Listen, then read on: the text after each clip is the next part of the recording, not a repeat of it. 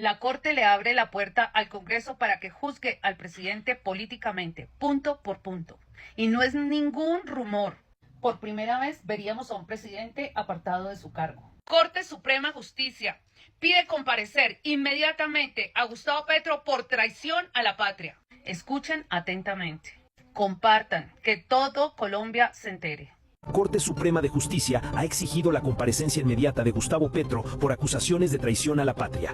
Nunca antes en la historia reciente habíamos visto que un presidente en ejercicio fuera llamado de manera tan directa y con pruebas en mano por la justicia. No se trata de rumores ni de politiquería barata. Estamos hablando de documentos, audios, transacciones y registros de inteligencia que ponen en jaque la legitimidad del propio jefe de Estado. Por eso aquí, en Colombia sin censura, vamos a desnudar la verdad, aunque duela, porque lo que está en juego no es solo un gobierno, es la soberanía de toda la nación. Y desde ya te digo, opina, comenta y comparte este informe, porque la presión ciudadana es la única que puede impedir que esto se archive en la impunidad. El escándalo comenzó con una filtración que cambió todo. A mediados del mes pasado llegó a los magistrados un dossier confidencial de más de 400 páginas con correos electrónicos, memorandos, grabaciones de audio y registros financieros. El contenido es devastador. El presidente habría dado luz verde a negociaciones secretas con gobiernos extranjeros, saltándose al Congreso y entregando concesiones energéticas y territoriales a empresas con vínculos directos con una potencia internacional. A cambio, lo que se habría recibido son transferencias de dinero para financiar proyectos políticos internos y campañas regionales de sus aliados. La Fiscalía armó de inmediato un equipo especial y lo primero que hicieron fue verificar la autenticidad de los documentos. El resultado fue inequívoco. Gran parte del material era real. Correos internos entre asesores de presidencia y representantes extranjeros mostraban frases tan graves como esta: procedan sin consulta legislativa. La prioridad es garantizar el respaldo externo. La instrucción, atribuida directamente a Petro, no deja espacio a interpretaciones. El trabar de acuerdos internacionales al margen del control constitucional del Congreso. Eso, en cualquier manual jurídico, constituye una violación directa al orden institucional. Las investigaciones revelaron también viajes de funcionarios de la Casa de Nariño al exterior bajo identidades falsas. Según el expediente, se reunieron en capitales extranjeras para cerrar contratos energéticos y mineros sin dejar registro oficial en las cancillerías. Peor aún, varios de esos acuerdos incluían cláusulas para instalar infraestructura en zonas estratégicas del país a pocos kilómetros de bases militares. Lo que para el gobierno parecía una jugada geopolítica es, en el marco legal, un acto de alta traición: comprometer seguridad nacional con actores extranjeros. El caso tomó un giro aún más explosivo cuando aparecieron grabaciones de audio obtenidas en operaciones de contrainteligencia. En una de ellas, una voz atribuida al presidente habla con un asesor sobre retrasar la publicación de decretos hasta después de las elecciones regionales para evitar un golpe político en las urnas. En otra, se escucha la referencia explícita a fuerzas extranjeras que entrarían a garantizar estabilidad en las zonas cedidas una vez los contratos estuvieran firmados. Para la Fiscalía, esas palabras son la prueba de que no se trataba de un error administrativo, sino de una estrategia consciente que violaba la soberanía. Esta es la última innovación de la marca alemana AEG, un aire acondicionado de pared portátil, súper nacional. Los audios fueron contrastados con reportes de la Unidad de Inteligencia Financiera, que detectó transferencias millonarias desde cuentas de empresas estatales extranjeras hacia fundaciones y plataformas políticas vinculadas al oficialismo. Las fechas coincidían con los momentos de mayor avance en las negociaciones. Es decir, mientras se entregaban derechos estratégicos de Colombia, llegaba plata fresca para la maquinaria política del gobierno. La descripción de los fiscales fue clara. Se estructuró un sistema paralelo de financiamiento político en el que se utilizó la soberanía como moneda de cambio. La reacción en el Congreso no tardó. Senadores de oposición pidieron abrir un juicio político inmediato, mientras en el oficialismo reinaba el silencio.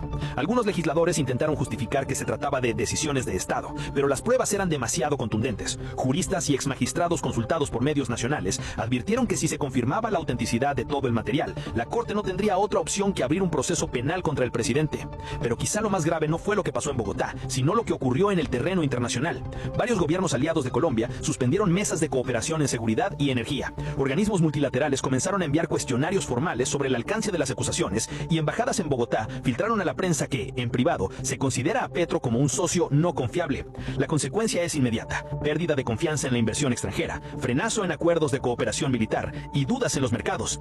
La economía también sintió el golpe. El dólar subió en cuestión de días, los bonos colombianos se depreciaron y varios sectores empresariales encendieron alarmas sobre la estabilidad jurídica del del país.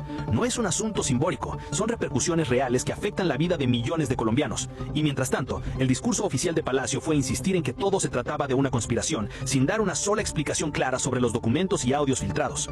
En este punto es imposible no preguntarse, ¿quién controla realmente el rumbo del país? ¿Un presidente que actúa en secreto y entrega territorios estratégicos a potencias extranjeras? ¿O unas instituciones que, por primera vez en décadas, se atreven a ponerle freno al poder presidencial? Lo cierto es que la Corte Suprema tomó la decisión más audaz en años, citar a comparecer al jefe de Estado. El expediente es tan detallado que incluso incluye mapas de zonas entregadas, fechas de reuniones clandestinas en embajadas y listados de cuentas bancarias donde ingresaron los recursos. La Fiscalía habla de una trama de traición a la patria en la que participaron asesores de confianza y ministros clave. Y mientras los días pasan, la presión crece. La comparecencia ya tiene fecha y el país se prepara para ver a su presidente sentado frente a los magistrados más poderosos de Colombia. Este primer bloque de revelaciones es suficiente para entender que estamos ante una crisis institucional sin precedentes. El expediente no es un rumor, son pruebas verificadas.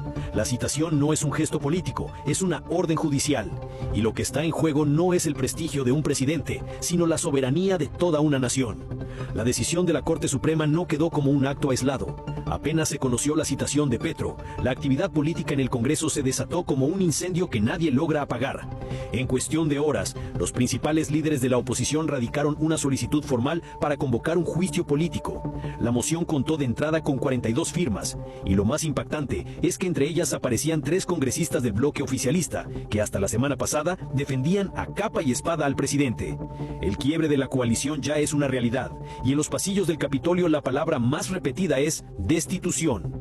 La Comisión de Acusaciones de la Cámara recibió copia oficial del expediente, y fuentes internas confirmaron que el material incluye no solo correos y audios, sino también un documento con la firma digital del presidente en un acta secreta que autoriza la entrega de derechos de exploración minera en la frontera oriental.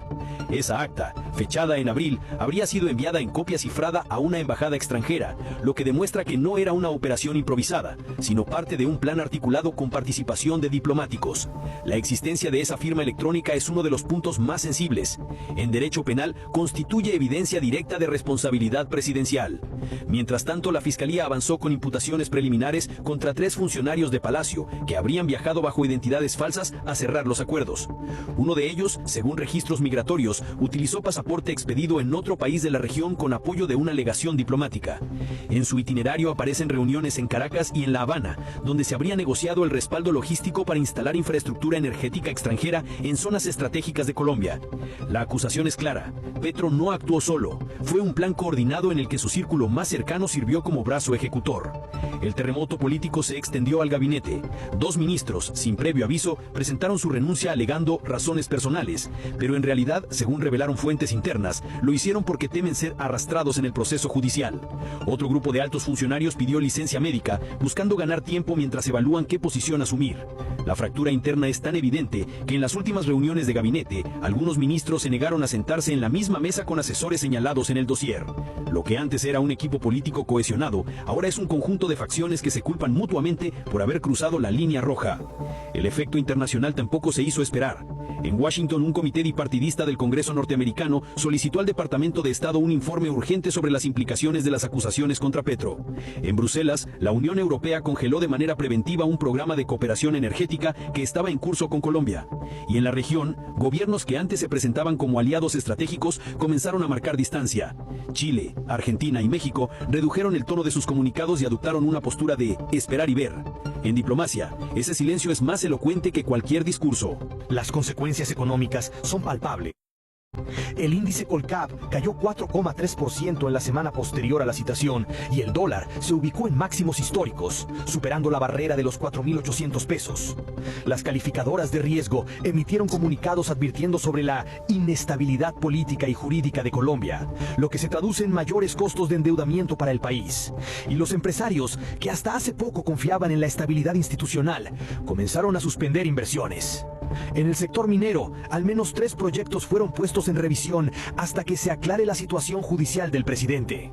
En el Congreso, la oposición aprovechó cada minuto de la crisis. Durante una sesión extraordinaria, un senador de peso pronunció la frase que quedó registrada en todas las portadas.